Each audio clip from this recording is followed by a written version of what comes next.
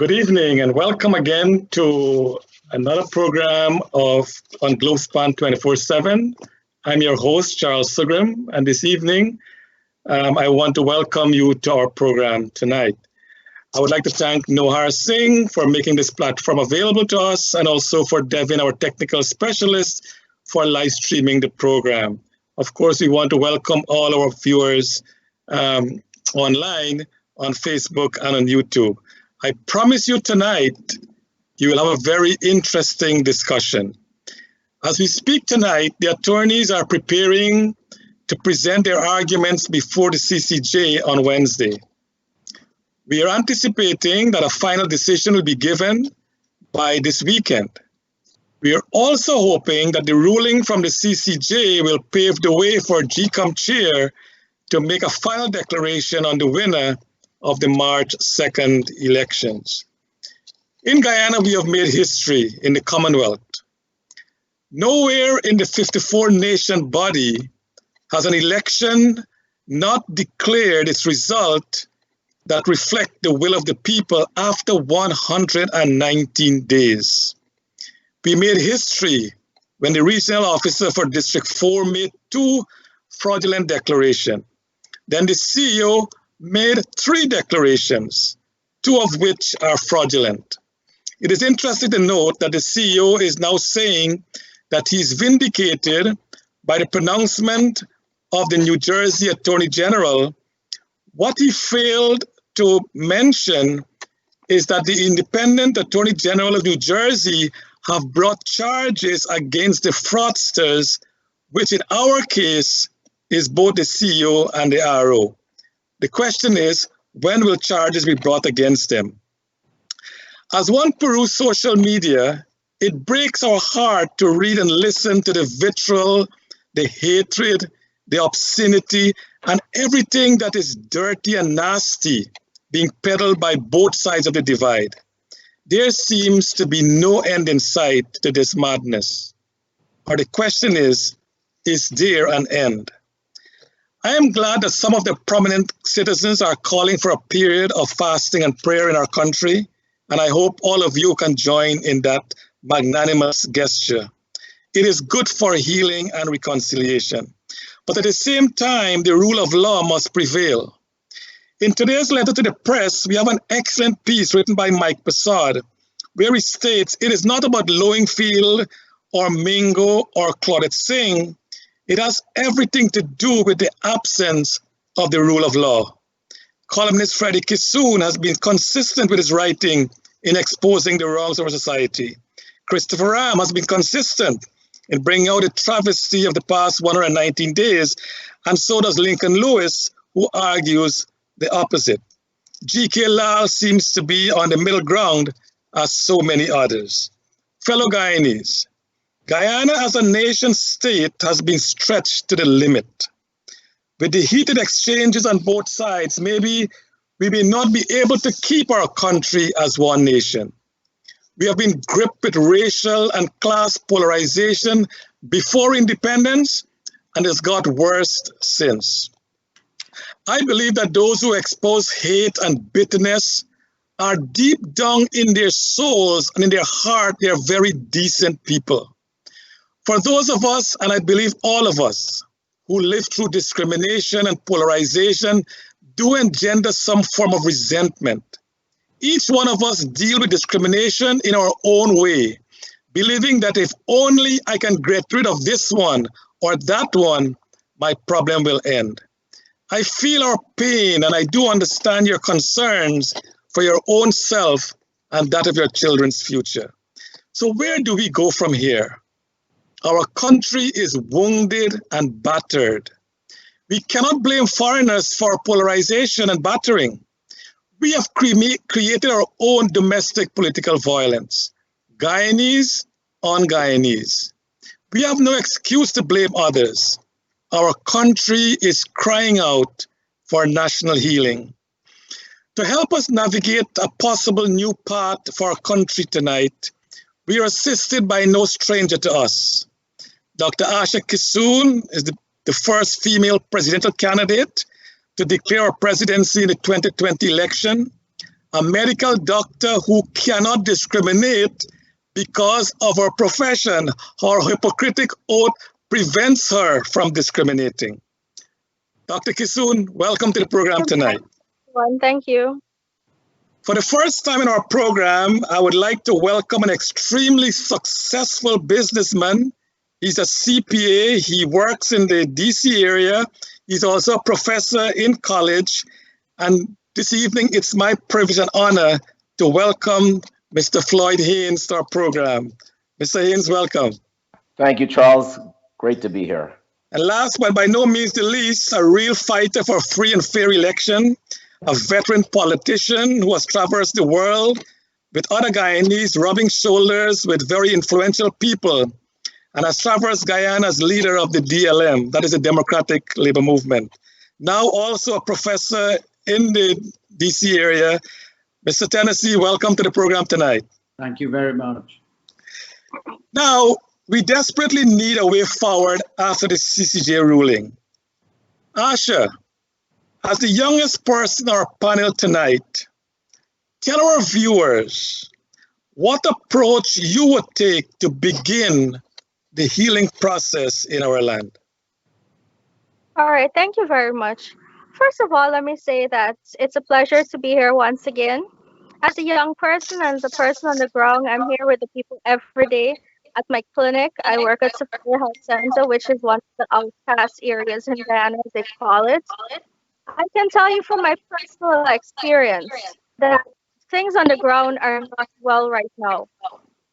People are suffering, people are jobless, people have a lot of needs that need to be met.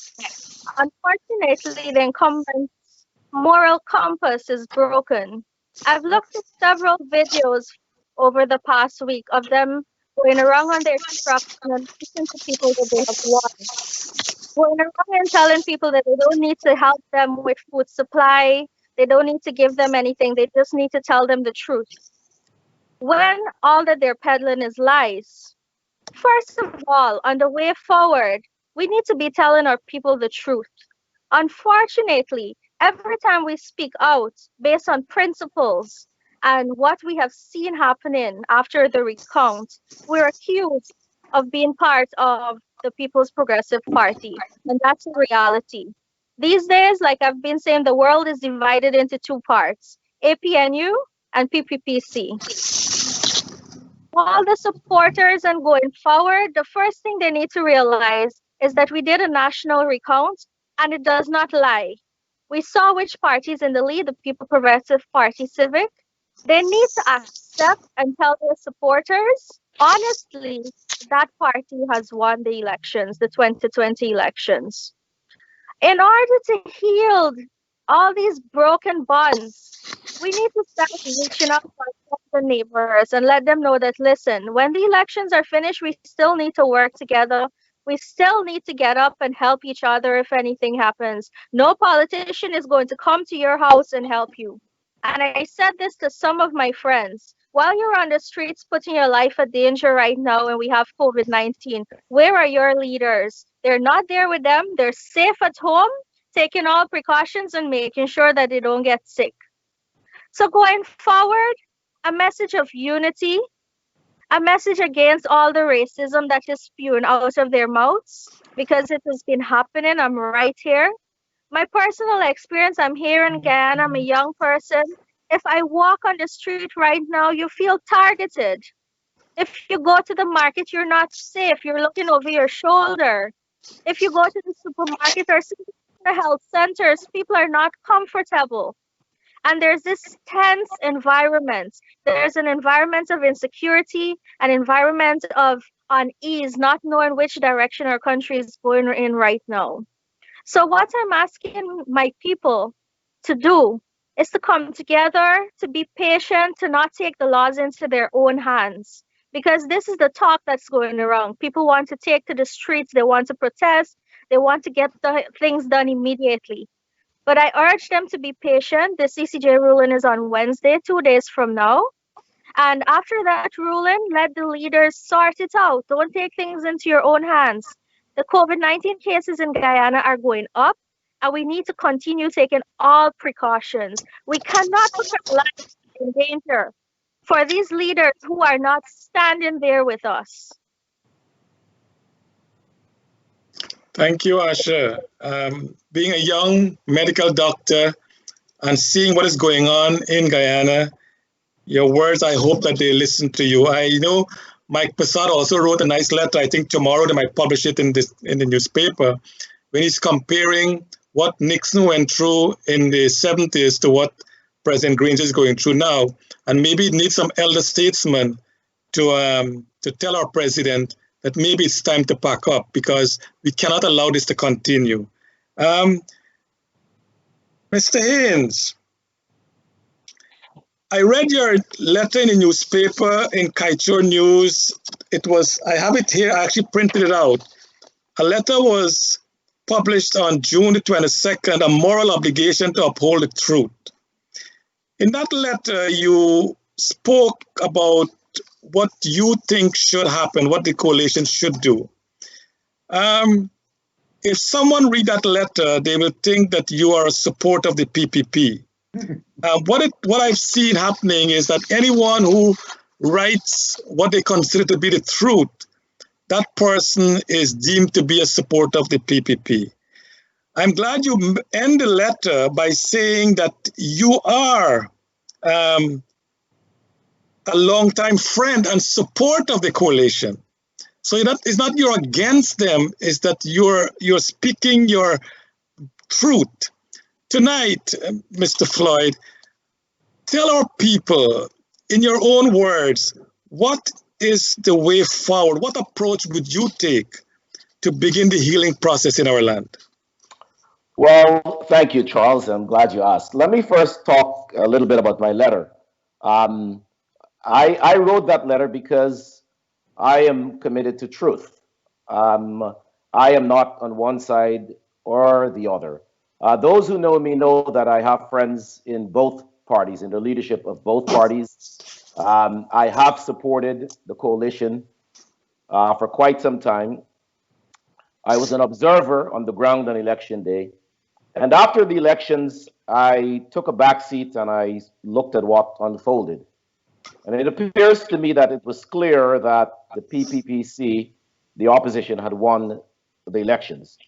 The initial count and the statement of polls supported that, and the recount supported that. Now, the government or the APNU, the coalition, has asserted, made claims. There's some reverb. Is that on my end? Okay. Okay, great. That's fine. Yeah. Yes. So now the coalition government have asserted that there's fraud on the part of the PPP. And so we get into this whole thing. Well, both sides commit fraud, and where do we go from here? Now, there is a distinction between an allegation or a claim and evidence. Allegations and claims can be true or false. Evidence is that which corroborates the allegation or it establishes the veracity of the allegation. But the allegation itself isn't the evidence. And so what I say to my friends in the coalition is if you have evidence of fraud, present the evidence. I would be the first. I would take it to the capitals of the Western world. I would write 10 more letters. But I haven't seen the evidence. And in absence of that evidence, I chose to stand alone like the cheese in that nursery rhyme. I don't think the truth should be a casualty of partisan bias. I understand the concerns of the coalition government. Let me be clear. There is a legitimate fear of marginalization and domination by an Indian government amongst particularly poor blacks. That is a legitimate fear, and we cannot disregard it or wipe it under the rug. It exists. But that fear should not be used to justify a lie. We should not build, you cannot build something on a shaky foundation. That fear has to be addressed, and responsible leaders have to be able to take that fear and channel that fear into something productive. And that's why I wrote that letter. I wanted to be on the side. I think history will absolve me. History will prove that I stood on the side of truth when it mattered. And it takes courage to do that kind of thing. And that's why I wrote that letter. Excellent, Floyd. So tell us what you think might be your approach to fostering a healing process. Okay, so in order to get a healing process, we first have to get beyond where we are. There must be a declaration. After the declaration, well, let me say this: Guyana, there is a false notion that Guyana's problem is a binary problem, and that is there is a huge problem with Indians and blacks. Of course, race is a problem. It's the elephant in the room. I spoke about this in Washington, D.C. several months ago. But it isn't the only problem. I would submit that Guyana has a race problem. It has a gender problem. It has an age problem. It has a problem of diaspora versus local Guyanese. And so it is a multi-layered problem that requires a multi-pronged approach. So what I would suggest, and oh, by the way, part of the fear that those poor blacks have, it is legitimate because our current constitution imposes a winner-take-all model, so that if you win the election, you get everything. Although the government would have lost with about 40% or whatever the number is, it is a significant number. So to contemplate that you could represent 40% of the population and be out in the wilderness is a frightening proposition. And this is why some of my friends, David Haynes, whom I respect, this is why they take the stand that they do. I agree with them. Those fears are legitimate. I am concerned about it. I just think the approach to dealing with it should be different. So what would I do? I would have a winner declared, and then the combined opposition should come together, take all of that fear and that rage and all that stuff, and put it together and develop a plan. Develop a plan that would insist on certain tangible things, constitutional reform. In that constitutional reform, you should have issues that deals with equitable allocation of the nation's resources, equitable allocation of government contracts, equitable allocations of decision making, those types of things. I think if you have, and it requires the right kind of leadership, if you have the right kind of leadership that can organize the opposing forces, you can then hold the government accountable. You need the constitutional authority to do that, and therefore you need a constitutional change. But that's what we need. I am not on the power sharing bandwagon. I don't think you can just arbitrarily divide ministries. It strikes me as intellectually lazy to come up with those types of suggestions, or even to just say, well, we've got a race problem, Indian versus black. That too is intellectually lazy. It is a rather simple solution to a complex problem, and we need to move away from that. So I would declare a winner, organize the opposition, and hold the government accountable with meaningful plans and meaningful things that could be implemented.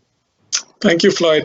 Sahodras Balraj, on the screen, in your screen, you will see she said, Mr. Haynes, there are also legitimate fear on the poor Indian as well. So both sides, there are legitimate fear on the Africans and on the Indians. And that is a fear that we need to address frontally as well. Oh, absolutely, absolutely. I acknowledge that. There is a legitimate fear on both sides. We have not moved this country forward, regardless of which government has been in power. Poor people have always been the victims. Their lot has not changed much. And that is something we need to address. And that's why I say there is a class problem. Even there is an inter-party and there is an intra-party problem. And that is defined by the class structure. Even within the structure. By the way, the fears are very different. There is a cross-contamination of fears. There is the fear on the part of the poor people that they'll be marginalized. And then there is a fear on the part of the political class that they will lose access, privilege, and those types of things. They're different fears, but they're often contaminated in these types of discussions, and they're always represented as one, but they're not, and we need to decouple that.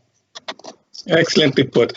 Paul, before I bring you on, I went through to get some clipping on your past, and Devin has a clip of you that you were in your youthful days, not now, when you were calling for racial unity in our country.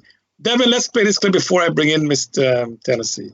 Today is another day in another phase in an attempt to bring a new life to our people's struggle, our people's hope.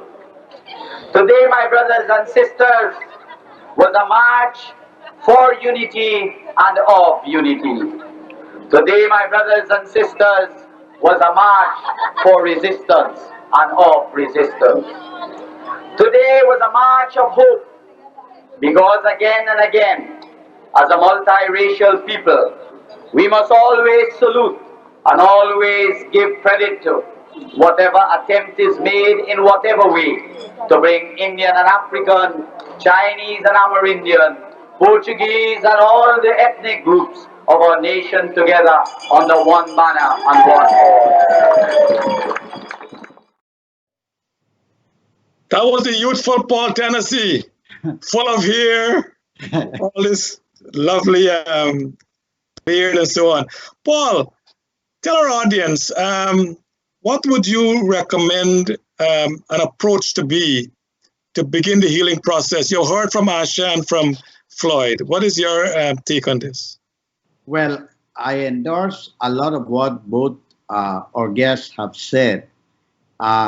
And I do agree that we have to have some kind of a formative action on race, on class, on gender, and region. You know, I did a study for ActionAid International on poverty in Guyana in 2005. And coincidentally, the last person I interviewed was the president of Guyana when he was the head of the Guyana Review. I interviewed him. He was the last person in Guyana I interviewed in 2005. Now, a lot of the reasons why various ethnic groups have different perceptions of each other is because under British colonialism, there was an ideologue, Michael Swan, and the British developed stereotypes about the Indian, about the African, about the Chinese, the Portuguese, and the Amerindian.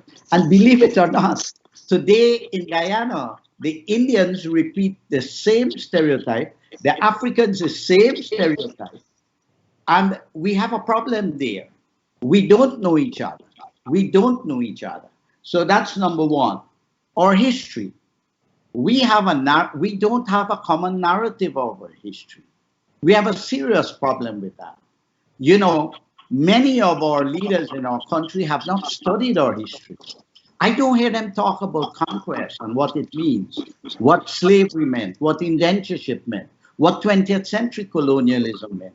You know, under the PNC dictatorship, and I tell you, I have studied thoroughly, probably a most significant part of my life, from 1953 to 1992. You know, upstairs I have documents, writing a book now. I really study these folks, the way they think, our history and all that. We need a common narrative. Now, what the PNC had developed was a victim concept of history. Look, no ethnic group in Guyana is responsible for conquest, slavery, and indentureship. That was British and Dutch colonialism. And yet, there are leaders who do that. And this is one of the problems we have. We have to work at several fronts. No regions. Now, there's a myth that the Indians are rich. Well, I tell Floyd, he's the Indian because he's rich. I'm not rich, and I'm Indian, so I'm black. Okay. So, you know, all Indians are not rich. In the study I did, what I discovered was that the poorest people live in the rural areas and the hinterland. The rural areas and the hinterland. Ask yourself, who are these people there? In the rural areas, they're predominantly Indos, and we have a significant percentage of Afros. And in the hinterland are the Amerindians. Do you know which region benefits most from all the resources of Guyana? Region 4. They have all the best schools, the best police station, the best hospital, all the government buildings, everything. And what they do in return for the bureaucrats who generate the wealth in the country, outside the country. So, you know, my thing is that we need a rethinking by the leadership of our country. And, you know, I want to compliment what Floyd said in many of his remarks about poor Afro-Guyanese. I worked a lot with the grassroots for nearly 10 years, all the time in the grassroots. I had a lot of following in Linden. I used to go up there, you know, I sleep on the floor and all that. I know that country well, from Blackbush to Silver Spring. And grassroots people feel that the middle class, since political independence, have been benefiting more, especially the middle class, political class. They're the ones that benefit. So we have a class problem there too. It's race, but it's also class. But behold, Guyana is in a situation where before our birth as a nation state, we were threatened by an implosion, and sometimes it did implode, of race conflict. And in post-independence, when we had the opportunity to address the issue, we did not address it as we should have. So this is still with us. Now, added to this now, our people are being threatened by COVID. Now, COVID is not a joke. COVID-19 is not a joke. It is more serious than the race issue in Guyana. It's more serious than the elections problems we are facing now. So we have two problems threatening us now, the COVID implosion and the ethnic implosion. And who is lighting a match? Who is lighting a match on this now? Mr. Harmon.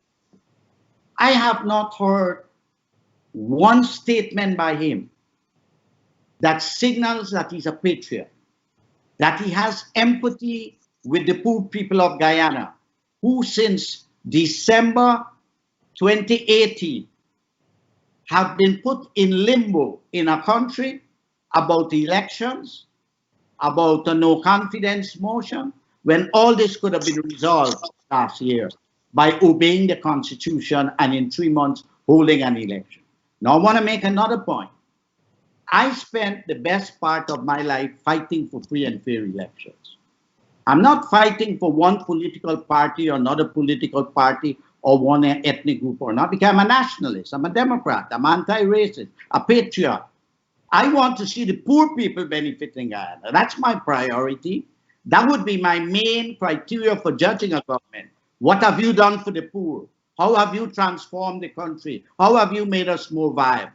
So in this respect, that is the kind of thinking that we need. And we, with Floyd, we have the Roraima Institute, and we had put out a statement prior to Floyd's letter in which we call for a table of patriotic governance, where we could convoke, and I don't want to see only the middle class in Region 4 in Georgetown being convoked to talk again and again about what they've been talking about. I'd like to see in the grassroots we have tables of governance. I would like to see in all those local governments, like on the quarantine, you have Ulverston, Alnis, and Salton, and then in another area, you might have Buxton, Lusignan, and Annandale, pertaining to a village office. I want to see we start dealing from the grassroots on governance. And we have to deal with it there. And it has to be transformative. Now, I do not believe that Guyanese do not have ideas on how to develop Guyana economically. I think they have a lot of ideas, but I think we are not going to be able to do this in a dictatorship. I think a political dictatorship is not a framework for the development of any country, because at the source of the development of a country is people.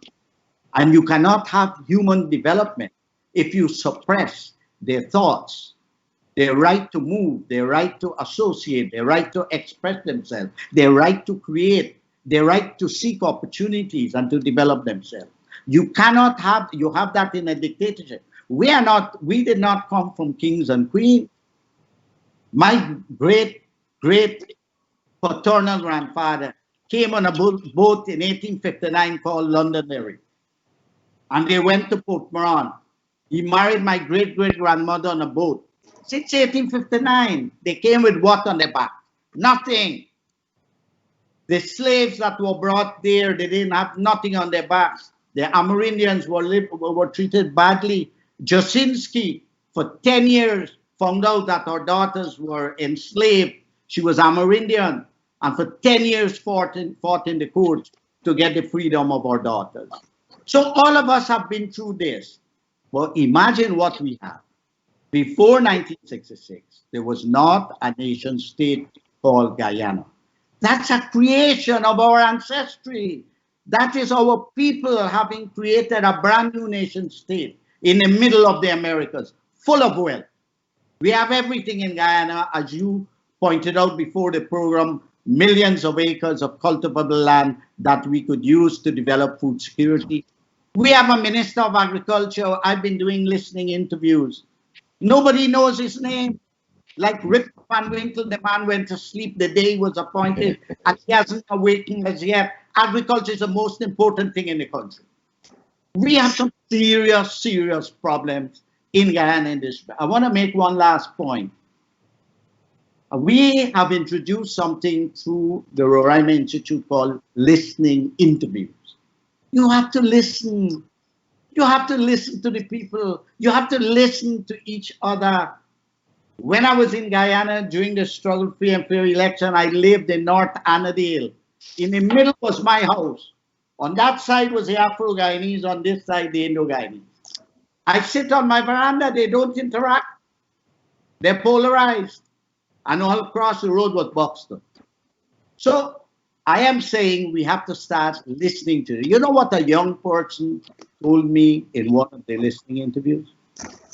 He's praying for the baby boomers to die because they're occupying all the power, the wealth, and the space, and the nice cars and everything in Guyana. Praying for the baby boomers to die. Now, that's the end of a country when you pray like that. We need intergenerational dialogue. We need to pass on the knowledge from one generation to another. What kind of society is that? Where are we at the highest rate of suicide? So, this election, the current leadership in the PNC are placing us in a situation where it seems to me from the statement they made yesterday is regardless, they intend to hold political office and re-establish a Bonamite political dictatorship that we had between 68 and 1999. Look at the facts. I just want to make this point very clearly why I take this position. Now, in the tabulation of the recount, the PPP had 233,336 votes. On the 13th of June, Mr. Lowenfield did an adjustment of 56,627 votes. On the 23rd, he multiplied that to 166,343 votes. Where did this man get these votes from? Which hat did he put his hand in and pull out? What is he, Mandrake? He's a magician? The April, so I want to tell you that the facts show me where these so-called valid votes that he speaks about, which is definitely that. And the last point I want to make. I fought hard across the world, and I launched a campaign at Tain in 1984, and in Barbados in May, we launched a campaign for verifiable, free, and fair election. I went all across the world, and campaigned for free and fair election. Right now, this is the first time in the history of Guyana that we have had what I call a geopolitical windfall for verifiable, free, and fair election. Everyone is supporting that we have our declaration based on the recount, and the PNC is totally isolated inside Guyana by people who are not PPP. Asha is not PPP. A lot of people in Guyana are for free democracy, not for PPP or PNC.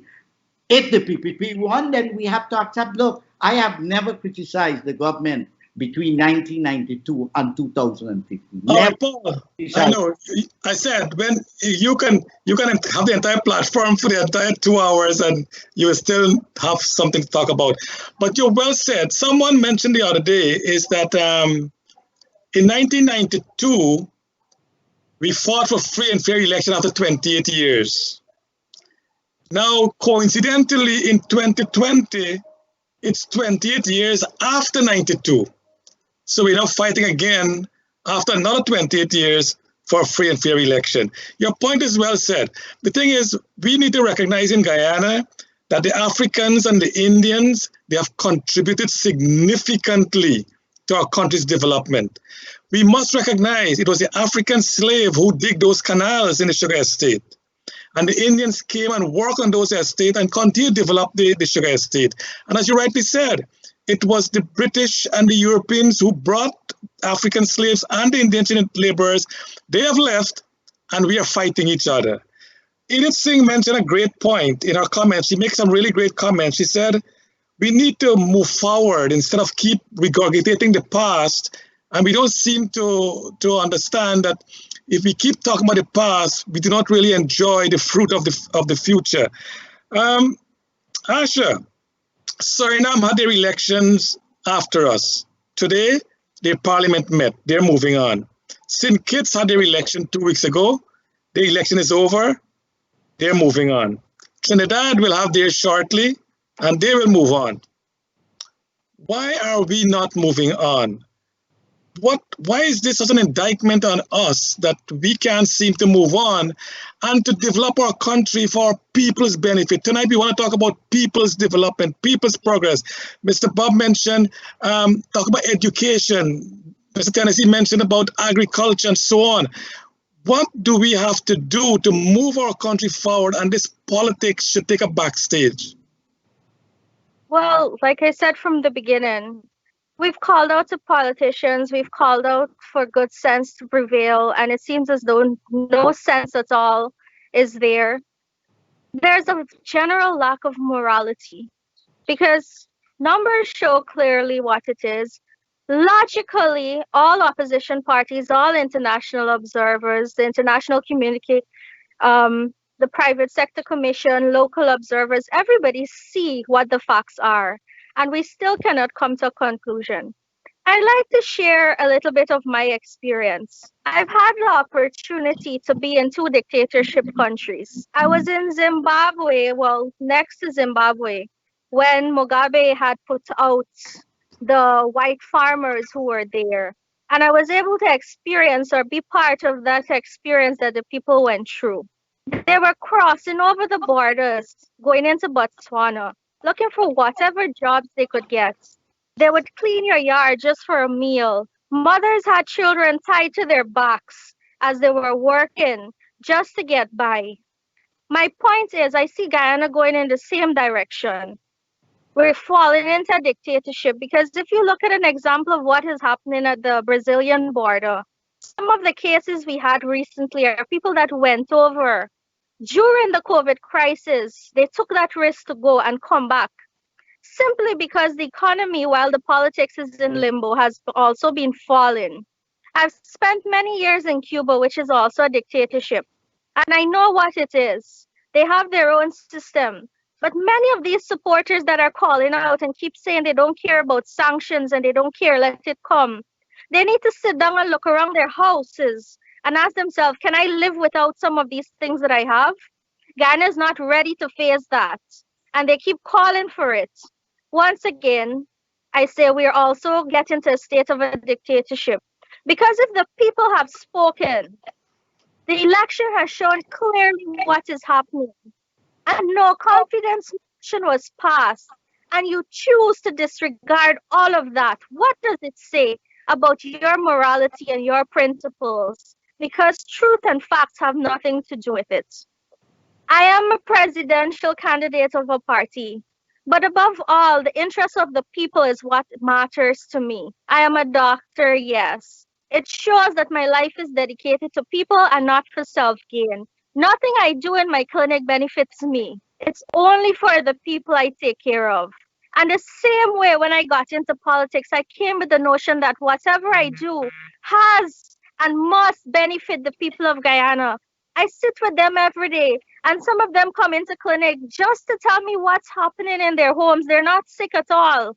And the people are the ones that are feeling it right now. In order for us to move forward, we spoke of the issue of Afro-Guyanese feeling they will be left out, Indo-Guyanese feeling they will be left out.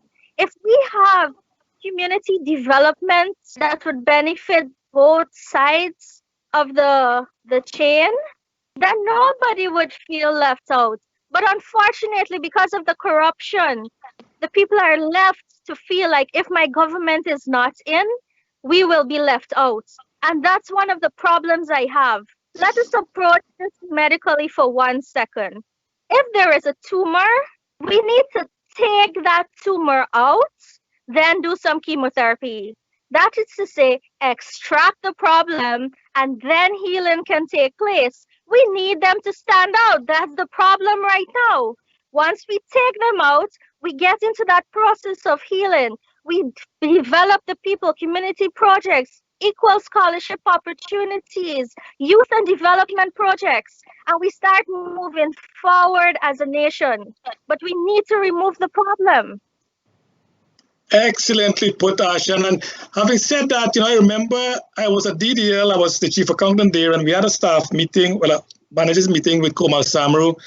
He was the CEO, now he's the chairman. And he said the same thing what you just said there. He said, if a wall is cracked, you can do two things. You can take sand and cement and paste it up nicely and it'll be fine, but the wall is still cracking. Or you can dig the foundation, correct that problem in the foundation, and you have a wall standing for 100 years. That is so true. Floyd, Dr. Dan Paul Narayan, he got a very good point he's raising. He said, Mr. Harman said that conceding is out of the question. Where do we go from here? Well, evil exists because good men remain silent. And I think it's time that people come forward. I have a lot of friends who took issue with me when I took a stand. I've seen lawyers in your program. I mean, who would not take a case like this to court? They wouldn't.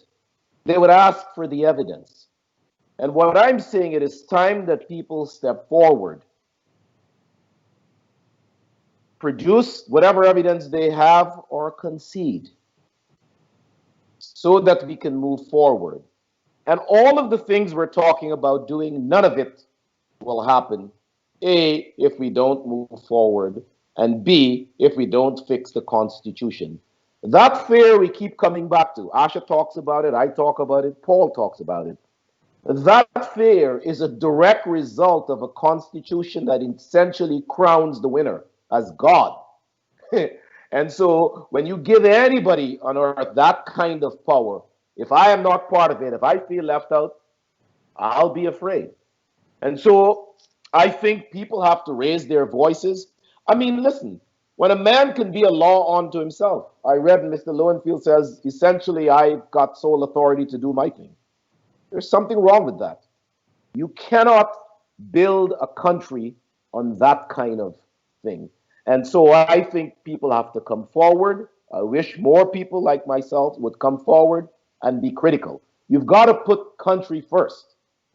And I don't see that happening. And I fear the worst. I fear the worst. I don't see this ending well at all. Thank you, Floyd. When we come back, I know Paul has a lot to say. When we come back, we want to talk about what Indira Skeet is saying. What is the solution? What is the way forward? And I hope we can make some suggestion. Whoever becomes the next president and lead our country for the next 5 years, they will listen to some of the views tonight, and hopefully they will implement it. So when we come back, let's talk about the way forward. Paul, and you will talk Flights are available to and from Guyana on Eastern Airlines from July 10th. Call Travelspan in New York, 718-845-0437. And in Guyana, call 227-1701. That's right, call Travelspan in New York, 718-845-0437. And in Guyana, 227-1701. And book your flights to and from Guyana on Eastern Airlines. Having trouble finding a location to grow your business? We have the perfect space available for retails, offices, and apartments. We are located at 3A North Road between Wellington and Camp Street.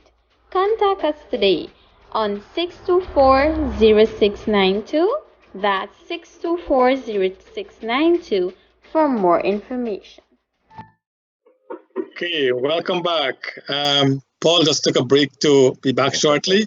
Thank you, viewers, for staying with us. Dr. Kissoon, Mr. Floyd Haynes, and of course, Mr. Tennassee, he'll be back with us shortly. Ladies and gentlemen, before we went to break, there are a lot of concerns, and we're asking our viewers, post recommendation to us what you think should be the way forward. I'm sure you have a lot of ideas. You have brilliant ideas. And if we only put forward those ideas, we can all discuss it. And hopefully together, we can make a decision for our country. Before we start this program, we were talking about among ourselves that Guyana has, in the terms of land, we have about 83 million acres, 53 million acres of land, 83,000 square miles. 53 million acres of land, of course, we got to make sure we keep forest, land for forest protection, for watershed, for wildlife, and so on. So one of my recommendation, and we're discussing it here in New York, we have some of our guys here, Dr. Rose, we are putting some discussion together. We have Leland Roop Narayan, we have Dr. Dan Paul Narayan. We are meeting and we're going to discuss some of the issues we want to put forward to a new government. And I'm saying this, gentlemen and lady, our problem is we have a small pie. The cake is so small that we all fight for that small cake. And in fighting for that small cake, we kill each other, we trample each other, and then we start all this racial epithet and everything else. We bring in religion, race, class, everything we bring in. My solution to that is if we make the pie bigger, if we make the cake bigger, so more people can share in that cake, there is less animosity among ourselves. There is less feeling of ill will because you will be eating well, I will be eating well, our children will be fine, so there will be no need for this problem we have. So my recommendation, gentlemen and lady, is that why don't we look at a proposal individually? We might not have the resource to do it, but collectively, Guyanese around the world, there are Guyanese who are super rich. But every Guyanese around the world have $1,000, $2,000 US dollars that they can put into a development fund for Guyana, provided that is used for the development of our country, where we can use that resource to develop our country, create employment, so everyone will have a piece of the cake. What do you see, Asha? In your own words, what are some of the things we can do to bring the people together will come automatically once everyone is happy, that people have enough to eat and to drink and they can live a comfortable life. They have a security at home and so on, the basic human necessity. Once we have those things, people will work together. This political office will go to the back of all the human needs. Tell us what can we do in Guyana and what would you tell the new government that they should at least look at to move our country forward? Well, I love the fact that you mentioned making a bigger cake and everybody gets enough. But in order to move forward, we need to teach the people how to bake that cake. And I feel that's the way forward. If everybody is afforded the opportunity and the skills to maintain themselves and to have a comfortable lifestyle, then we would be in the direction of having the best Guyana we ever had before. And to say to the new government that's coming, give everybody an equal opportunity. Let us deal with human development, because the human resource in Guyana is the most beneficial and the richest resource that we have right now. Guyanese people are intelligent people. Once we're able to foster this intelligence and build the people, the country automatically would also build. Paul, you're a seasoned politician. tell us what can be done. What should a new government do to not necessarily to bring our people together, that will come, I said, automatically, but to make us free, to make people live a life, a reasonable, good life? Well, my friend, I've never earned my living as a politician. I've always had to work. So I don't like the categorization, and right now, a pastor without a church is a politician without a political party. Anyhow, so I'm a patriot, I'm progressive, and dedicated a significant part of my life to free and fair election. Now, I don't want to jump your program, but I don't want to put the cart before the horse. My area is, for the last 30 years, both as a practitioner and as an academic, and an activist, and so forth, and a leader of a political and labor movement at various levels, the Caribbean, Latin America, and so forth, and Guyana. I focus on governance, geopolitics, and global politics. Now, the Roraima Institute, and I teach security and global institutions, asked me to do a brief on a Guyana geopolitical neighborhood. I went to Venezuela in November. I went to Colombia in December. I was going to go to Brazil and go to Suriname, but we have the problem with COVID. My friends, this is what's going to happen. If the PNC decides, as Mr. Harmon says, to go the route of restoring a political dictatorship in Guyana a la Bonham, he is going to be faced with the geopolitical windfall that is existing now in Guyana for democracy. In Christopher Ram's program in March last year, Floyd and I did some listening interviews throughout the country. And most of the views I expressed in that program was based on our listening interview.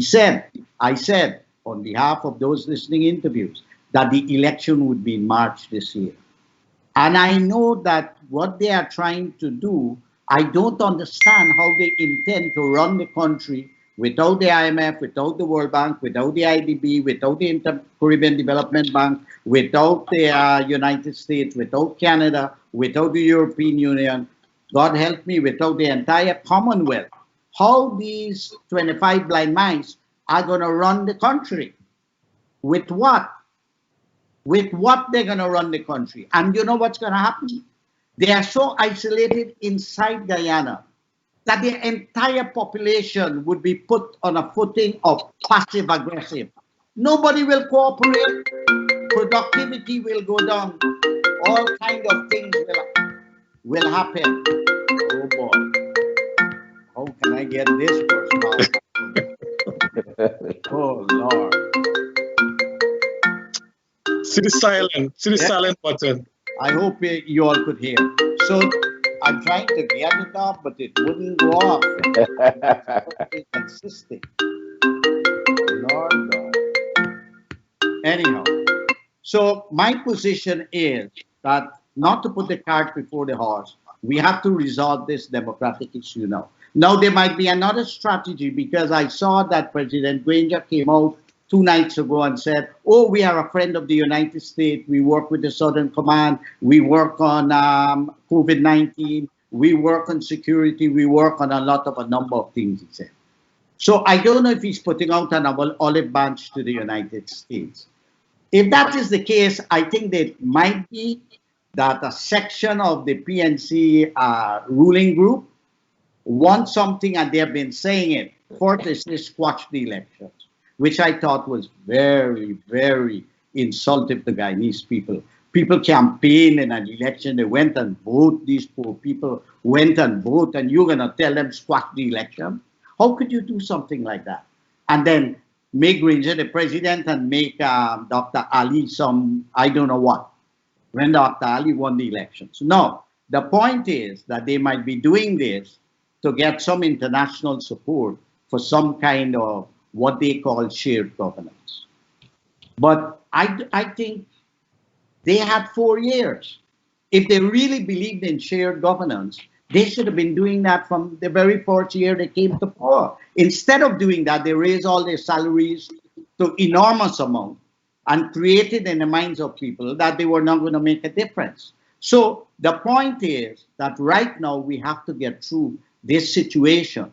The international community has, and the local community in Guyana have got to try and meet the political leadership of the PNC to see if they could dialogue with them and explain to them the dangers that they are putting Guyana in by going on a road, on a path for the restoration of a dictatorship a la Burnham. Guyana would be totally destroyed. What are they seeking? The destruction of their country? They're not going to benefit from that. You know, so we had a wonderful opportunity in 2015 when for the first time we had an election and we passed power from Mr. Hoyt to Mr. Jagan and then later to Janet Jagan and two other Mr. Jagdeo and then Ramuta. And then we moved to Mr. Hoyt. It looked... Mr. Granger. Yeah, Mr. Granger. Well, you know, I fought Hoyt, so it's a bit of memory. Anyhow, so Mr. Granger, that was a wonderful thing for democracy. It was a wonderful thing for democracy. I thought we are going to move forward. But Floyd and others in governance, I made this point. We have to recall and replace that constitution.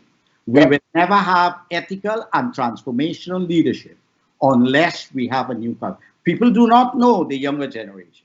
In 1978, we were supposed to have an election.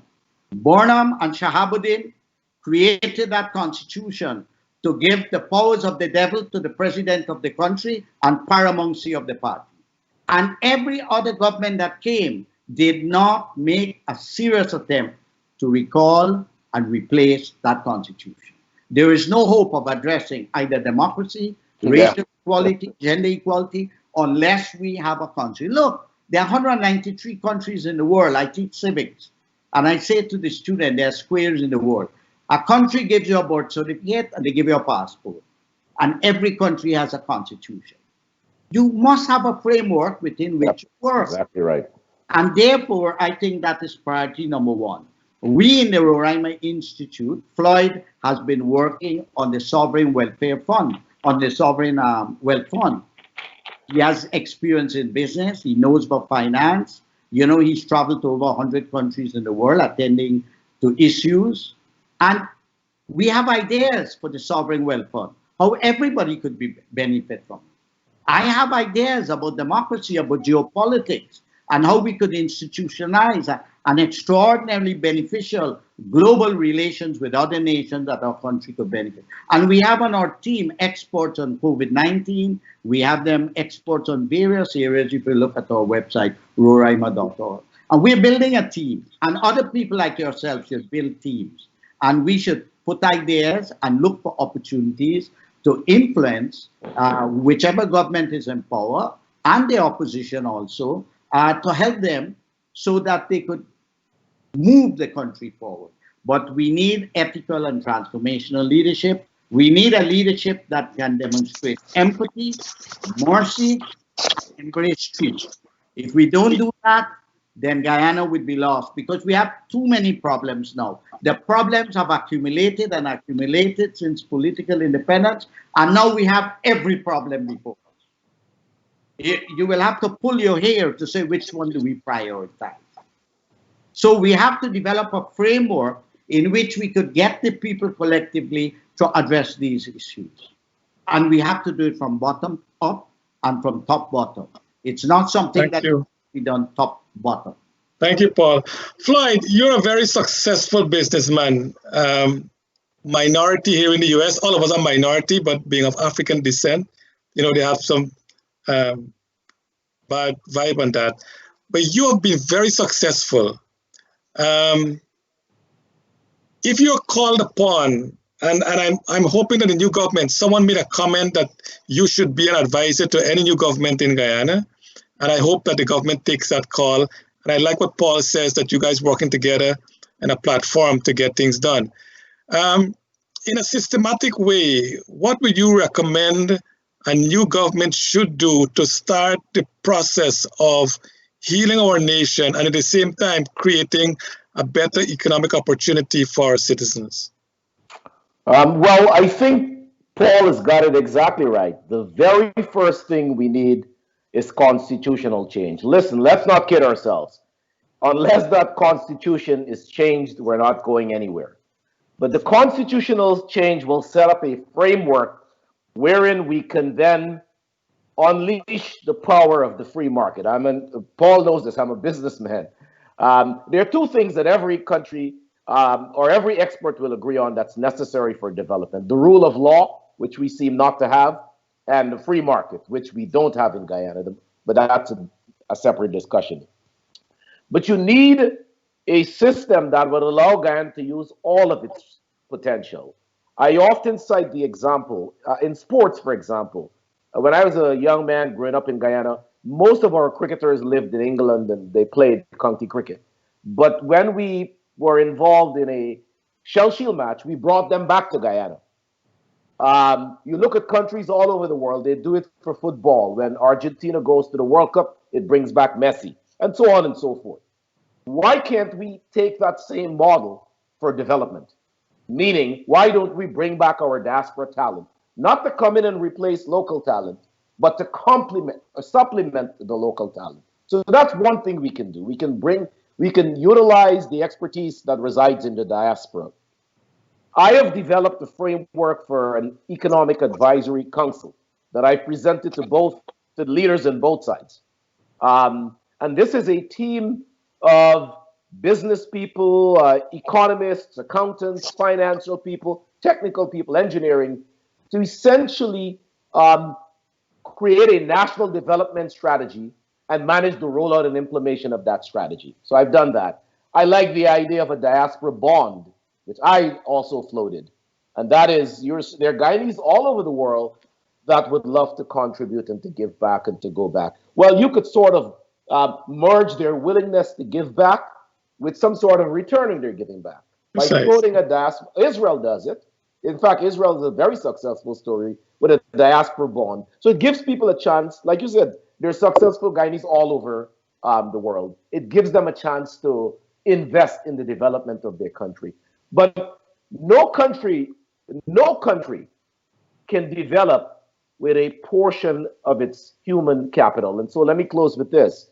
Half of the population of Guyana resides outside of Guyana, meaning there are as many Guyanese in the diaspora as there are back home.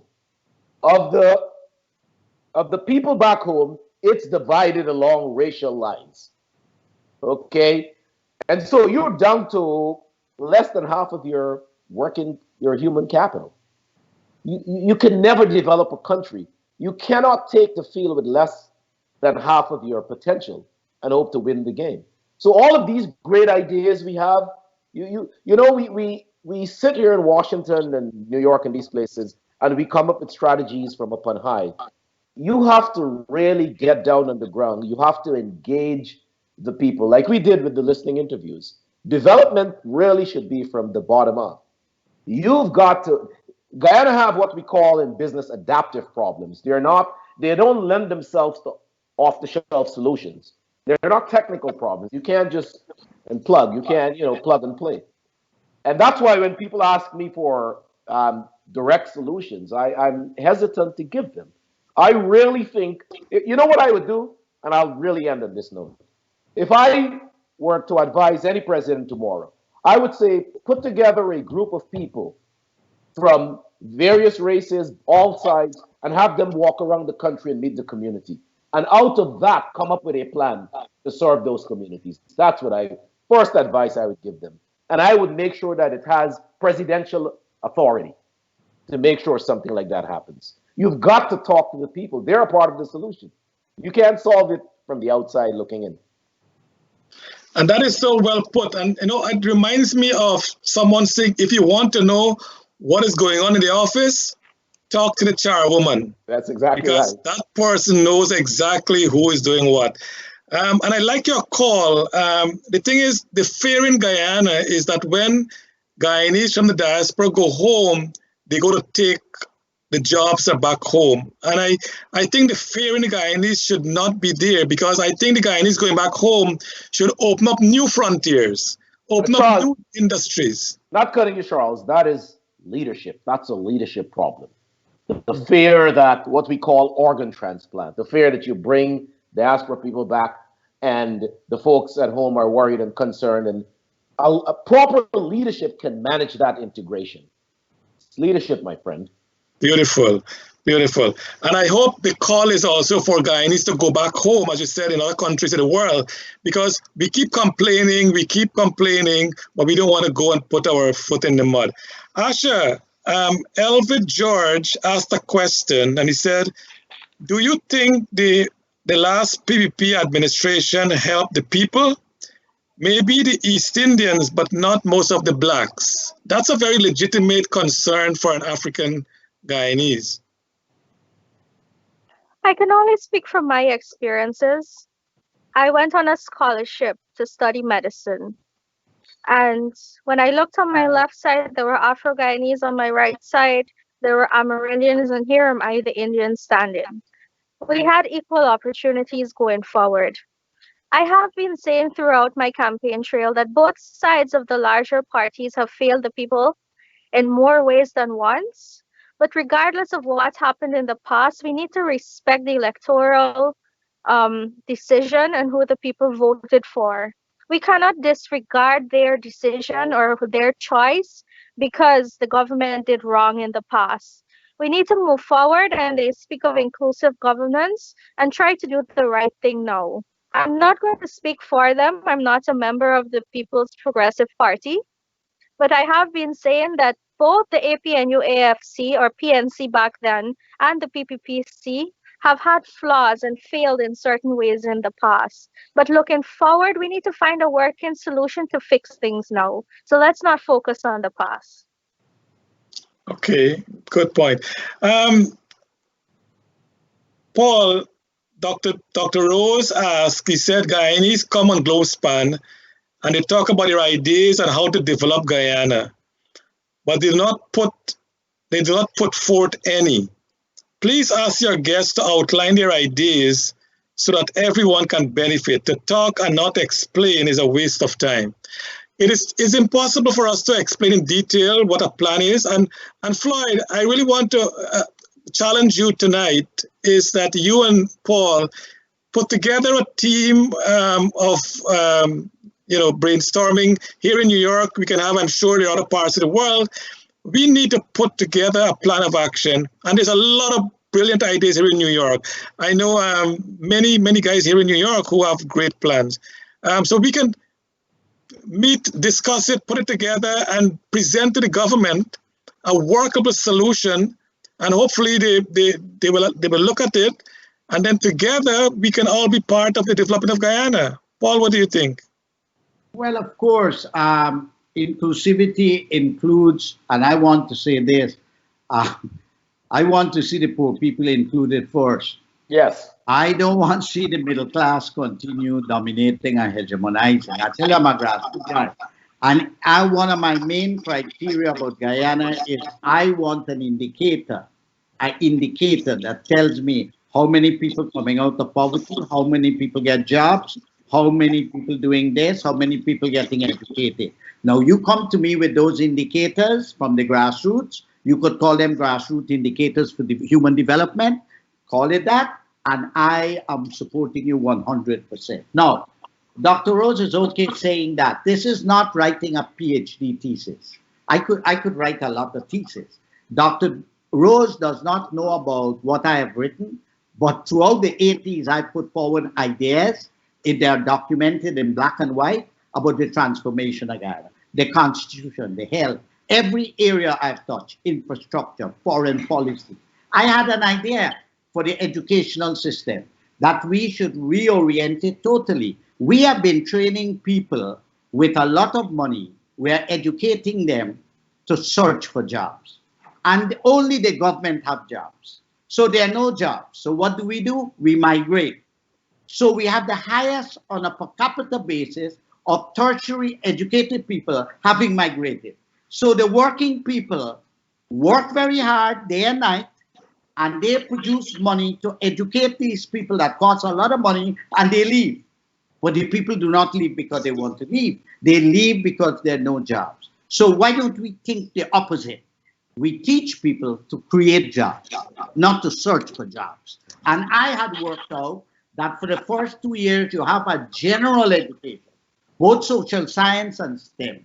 When you got to the third year, you begin to identify a project that you are interested in. And you could be a biologist, and it could be a project to create jobs. You could be a historian, and it could be a project to create jobs. And then you being supervised by a professor or an external advisor. And in the fourth year, you begin to put your project together, and the government assists you to identify international agencies that would be willing to help you financially. So listen, 100 people graduate, you give them degree in one hand, and you give them a check in the other hand. Go in the real world, create a job. No, the way capitalism works, 85% will fail. But you know that 15% that would succeed would employ almost all of the Guyanese people. It is small business all throughout Europe, throughout the history of capitalism, even here in America, all across, with 10 employees, 15 employees, and 20 employees that keep an economy going. And you have a lot of bankruptcies in America. Even the president of America went bankrupt a couple of times, right? But out of bankruptcy, you learn and you go forward. People, that's another attitude of us institutionalizing a sense of failure in the minds of our people. We have to teach them that from failure, you can learn to remake yourself and refashion yourself. I did labor. I was a trade consultant. I'm a professor. Led a struggle in Guyana for free and fair elections. Each time, right now, I'm teaching online. I never taught online before. I just finished a graduate course 2 nights ago, teaching online. Last semester, I taught 3 courses online. Jesus Christ. I went to do a course, and now I'm a baby boomer. I am remaking myself. So we need to rethink the education system in Guyana. For example, I grew up in many parts of Guyana, Bartica, Regent Street. Floyd likes this. He call it my street speech. Sandy Bob Street, Rob Street, Regent Street, Kilmarnock, Ulverston, Alness, all about, Wismar. Now, tell me something. How much do I know about the environment in which I live? If I do not know, if you educate me in a school, whether it's a high school or a primary school or kindergarten, and I don't know what resources exist in this area, let's say the quarantine, how in the name of God am I going to get creative ideas to transform it into jobs and services and to become economically viable? I did English history on the colonial times, the Tudors and the Stuarts. How am I going to, you know, I have to learn Guyanese history on my own. So we need to rethink the education system, as we need to rethink the health system, to rethink, as I said, what has happened since political independence. All the problems have accumulated. Now they're right before us. Whoever gets the government now is going to be faced of prioritizing and working at various fronts at the same time. And that's why you cannot do it with one leader or 2 leaders. You're going to have teams. That's what Floyd is speaking about. Yeah, well said. Transformation with teams. Brother, I teach, and I teach informally by teams. I have about 3 or 4 people. I bring people from the IMF to lecture in my class, from the World Bank. I bring diplomats to come, State Department. I bring people from the outside. Floyd will tell you, I hold a cultural public citizen diplomacy project every semester. We have about 25 diplomats. They come from State Department, they come from the OAS, they come from all about. I don't have the money to have a team, but I go out and make friends and network and access these people resources. We could do the same thing in Guyana. We could do the same thing in Guyana. So I would say to Dr. Rose, send him some information, and I could give him some information on I have thought out every single thing in Guyana. Because you have to do that. You have to do that if you're running for elections. Thank you, Paul. Everything. Wilbert, yeah, thank you, Paul. Wilbert asked a very important question. It's on your screen. It says, the core issue is race hatred in the hearts and minds of Guyanese.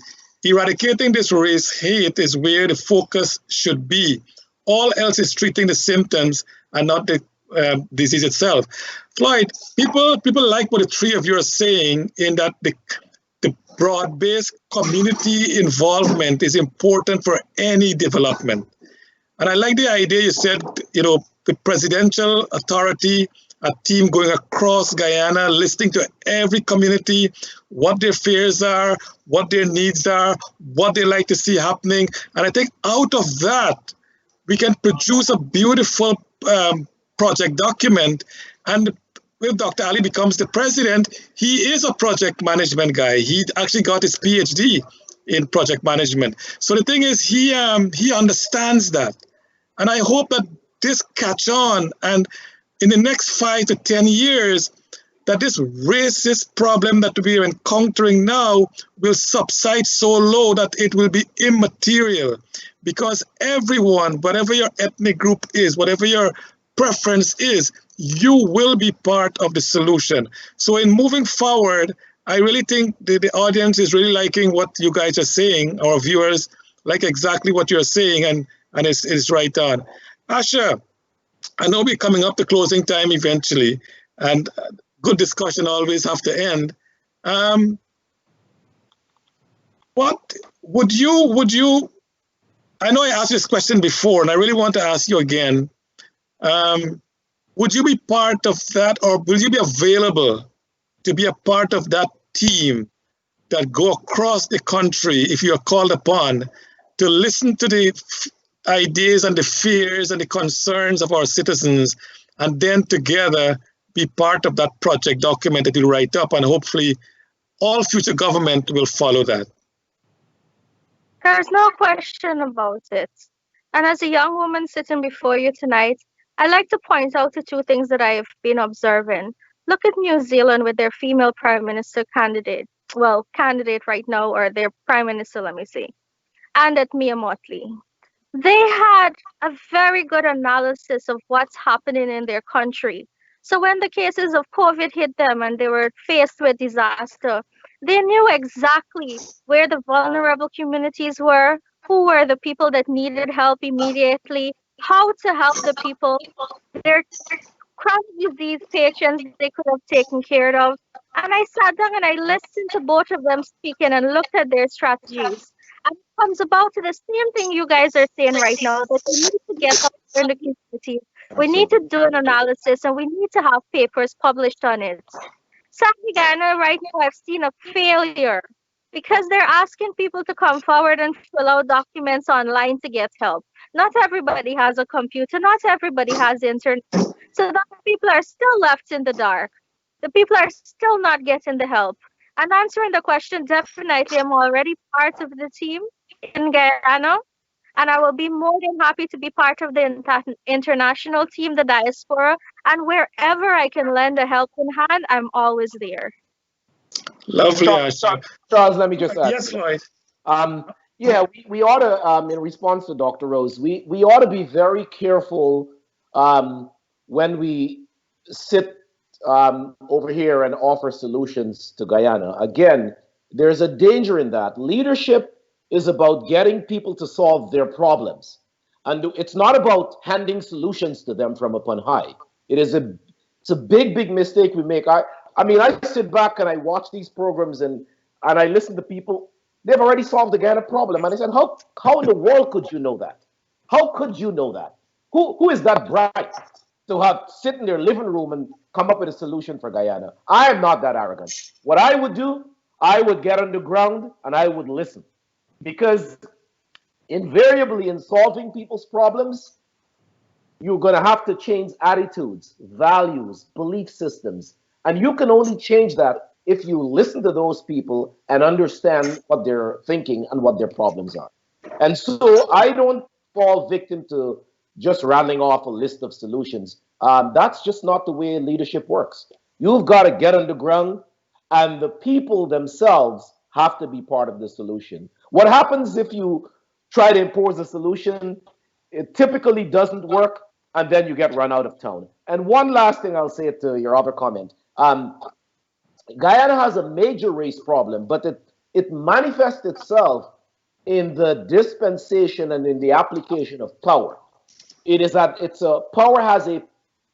race has a power dimension to it, so that Indians and blacks hang out, they date each other, marry each other, celebrate each other holidays and those type of things. I'm not trivializing the race problem, But I'm saying where the rubber meets the road, it's in the use of state power, in the allocation of resources, the distribution of contracts, those types of things. That is where it has to be arrested. Beautifully put. Can I say Yes, quickly? Asha. I love what he mentioned about being there with the people every day and speaking to them. That's my daily life. Yeah. Every day I'm with the people. Every weekend I volunteer my time to be in the communities, helping wherever I can, medically, economically, wherever I can put my hands. So to know what is happening with the people of Guyana, I can say I have a good idea of that. And that's why I'm so passionate about what I'm doing. All right. When we come back, Quick Paul, point. when we come back, we will wrap up. Floyd Paul, said, Asha, just a quick point. No, I'm going to come back. Can you hold that for a minute? When we come back, you'll raise that point. Okay. We'll have a break and then we come back. Okay. Domestic USA Rail Vacation Getaways now available with Travelspan. Packages leaving from New York City to Niagara Falls, Boston, Cape Cod, Washington, D.C., or New Orleans. All packages include round-trip rail tickets, hotel accommodations, sightseeing, and more. For information, call Travelspan at 718-845-0437. That's Travelspan, 718-845-0437. January marks 1 year since Globespan 24x7 embarked on this initiative to offer a platform that brings in all sides, all points of view, and all concerns. Viewers in Guyana and across the world are participating in discussions that are bringing to light issues relating to social, economic, and political matters that have been plaguing our nation. Globespan's platform offers Guyanese to express their concerns and discuss solutions in the political realm, thereby addressing the polarized situation. Discussions also include social ills such as alcoholism, domestic violence, and suicides that have been plaguing the people. The platform also mitigates the brain drain by having speakers that live in Guyana and across the world participate in these discussions. This concept will avail a broader view for the benefit of all Guyanese, so Globespan needs your support to offset the expenses. Kindly contribute by clicking the link in the description to help support these programs. Okay, welcome back to Globespan 24/7. We have a very interesting program tonight, and I know time is running out on us, but I was talking to Paul. I cut him off. Paul, you want to start your discussion you're talking about? I wanted to follow up on what Asha and Floyd said by giving an example. I'm a guy like to give example. I had a very good friend in Venezuela, President Caldera. He was the leader of the Christian Democratic Party. And, you know, I had a chat with him, with my youth and so on, tell him how the people in Petare and the poor people and this and that, what they need. He said, Paul, I went up there and I asked the people what they want. And you know what they told me? They want a telephone up in the slums. You know why? They have to walk down 2-3 miles to go and make a phone call, to get a job, to do something, do something done. You see what I'm getting at? Yeah. And Dr. Jagan and I, at one point in the PCD, he and I had a lot of chats. And one day I tell him, I said, Doc, you and I can't live up Guyana. I have been living in that grassroots because you once told me, said, Paul, you bring back the word grassroots to the politics. I said, I sleep in that grassroots. You know what people want, Doc? They want protection of their life, their family, and their property.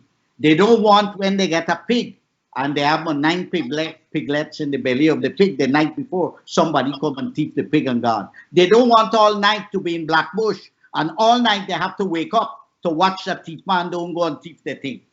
I said, people in Guyana, if we give them security and protection, they are going to develop. One last point aches my heart. I see a lot of young people every day being caught as criminals, beaten up by police and this and that. What are we doing about these young people? If I were the Minister of Public Security, I would have gotten all those young people. I would have bring their parents together in one room, and I would have tried to find out why is it these young people have to resort to crime? Do they have an education? Do they have a job? What can we do for them? That is what we have to do, bro. We have to take care of our people. We have to have empathy for them. We have to have mercy for them. We have to remember we came from indentureship conquest and slavery. We didn't come from kings and queens. And we cannot walk around Georgetown and see people begging and children begging. Each community must take care of their hungry people, but we got to provide them with resources. We got to help them. You got to give them leadership. This thing requires a whole new rethinking about leadership. We call it ethical and transformation. Thank you very much, Paul. You know, but none of us could sit down and write the Communist Manifesto for the World Revolution from some university or something, bro. This is real story we're talking about. You got to go in the grassroots. It's why you want to develop Guyana, so those people will benefit. Thank you very much, Paul. I think what you guys had a leader in Latin America, Emilio Maspero. He had a wonderful. Only the people can save the people. Only the people can save them. Solo el pueblo salva el pueblo. And he had another philosophy that guides me. Those who have more should pay more. Those who have less should pay less. And for those who do not have, we must outstretch a hand of solidarity to them. Amen. That's it. All right. What I like about this discussion tonight, Asha and Paul and Floyd, is that you have really brought out the truth that we need to have been hearing. We cannot be sitting outside of Guyana and make decisions on the solutions for Guyana. You're so correct. I think the people in Guyana are also fed up of that, hearing that, oh, we have all this solution to the problem. I really believe that, and I think you guys have put it so beautifully tonight, that unless we go to the communities, listen to their concerns, listen to their needs, and out of that concern, out of that need, the government can now create a plan, a path of action that can actually satisfy those needs. Asha, in closing, do you want to say anything else to our viewers? Yes, thank you. Well, first of all, gratitude for having me here again. Tonight, in my closing remarks, I'd like to make a direct call to the incumbent Brigadier David Granger. The power is in his hands to put a stop to what is happening right now. He has the ability to concede and let the country move forward. My call to him is to let good sense prevail. I also make a call to Justice Claudette Retired Singh that let good sense prevail on her part. The nation is in quagmire. We're not moving forward. We're stuck economically. We're stuck in the health sector. We need a government in place. I urge them to do the right thing. The recount has shown clearly who has won this 2020 elections. Democracy must be preserved. We must have respect for that decision and for the people of Guyana. Thank you, Dr. Kissoon. It's always a pleasure. And that's why I see the reason why the new movement selected you to be their president candidate. You have spoken very well. And I think you have the people of Guyana embodied in your thinking and in your ways. So thank you so much. And we look forward to many years of service for you, the people of Guyana. Floyd, anything in closing? Floyd? Like what has happened? He got cut? Floyd? I think we lost Floyd. Floyd, are you there? I'm here, yes, I'm here. Oh yeah, anything in closing? Yes, if Guyana is to be a great nation, it cannot be so structured on dishonesty, deceit. It has to be built in truth, honesty, and integrity. Let the will of the people prevail. Thank you. Words of wisdom. Paul, I'd anything like in closing? to endorse what both guests have said. And I also would like to appeal to the leadership of the ruling party there that they do not take Guyana back to a political dictatorship. And in doing that, I'd like to leave them with a poem written by Kamta Karan in the hard days when we fought the dictatorship. It's called Walkman. Walkman, walkie walk, till he hand and put brock. Walkman, walkie walk, till he carved duck. Walkman, wait, he wait, cause he po faith. Walkman, wait, wait, wait. Now we life disintegrate. The time is ripe, ripe. Walkman, must unite. The time is ripe, ripe to organize the fight. Walkman dictator, dictator walkman in confrontation. Walkman, more walkman, you've got to free up this land. Remember, good life not gonna come till dictatorship gone. Stop walkman, plan walkman, stop walk and plan. You got to free up this land by Kamtat Karan. Now, what I want to say to the PNC leadership, we don't want to go back there. We already been there. A whole generation, you know, they didn't allow me to teach at the university, but 4 other universities allowed me to teach. They're crazy. So we have to change Guyana, and the leadership is the obstacle to development.